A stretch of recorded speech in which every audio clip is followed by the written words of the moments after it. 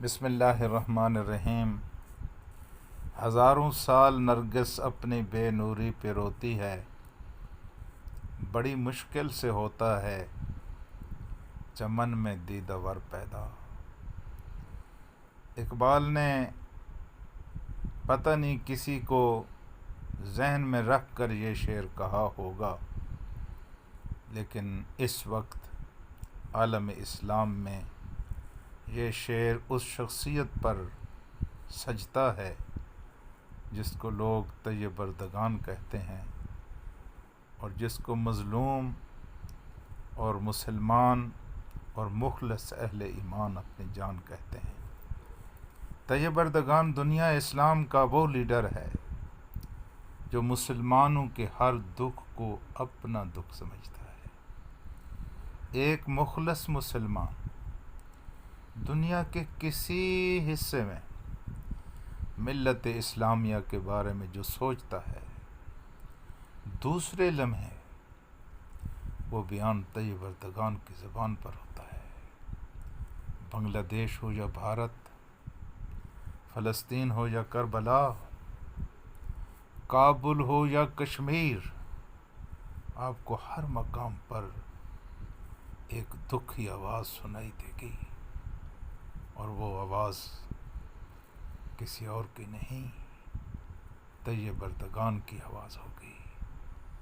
اپنے واضح اسلامی ویژن کی بدولت اس وقت وہ یورپ کے ہر نظریاتی عیسائی، ہر نظریاتی یہودی اور عالم اسلام کے نمبر 2 حکمرانوں کے دلوں میں کانٹے کی طرح چبھ رہا ہے۔ اندرونی اور بیرونی دشمن گٹھ جوڑ کر کے اسلام کی نشت ثانیہ کے اس آخری چراغ امید کو بجھانا چاہتے ہیں۔ نور خدا ہے کفر کی حرکت پہ خندہ زن، پھونکوں سے یہ چراغ بجھایا نہ جائے گا۔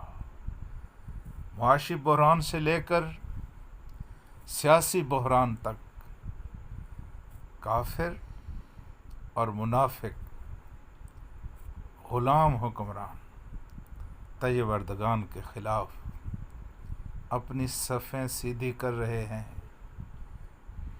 جبکہ طیب بردگان واضح طور پر اللہ پر توکل، اپنے حسن تدبیر، اپنے خوبصورت طرز عمل، مضبوط کردار، حسین اخلاق، زبردست اسلامی ویژن کی وجہ سے اللہ کی نصرت و تائید کی بدولت عالم کفر کے سامنے سینہ تان کر کھڑا ہوا ہے۔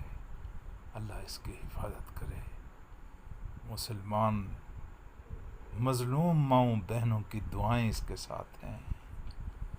گرتے ہوئے خون کے تقدس اور گرتے ہوئے لہو کی سرخی اور مجاہدین کے جہاد کی برکتیں اس کے ساتھ ہیں۔